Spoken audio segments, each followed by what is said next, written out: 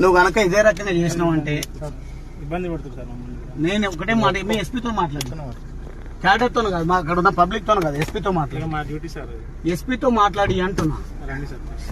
ఇదో నేను ఒకటే మాట చెప్తాను, నేను వదిలిపెట్టకుంటే నేను చెప్తున్నా, నేను ఇంకో డైరెక్షన్ లో తీసుకుపోవాల్సి వస్తుంది. రిక్వెస్ట్ సార్, దీన్ని ఇంకో డైరెక్షన్ లో తీసుకుపోతా. ప్రివెంటివ్ కాదు, నీవు దళిత నాయకత్వాన్ని అణిచేస్తానంటే, దళిత నాయకత్వమే ఉండొద్దు అని అంటే మాత్రం ఖచ్చితంగా మీరు సఫర్ అవుతారు.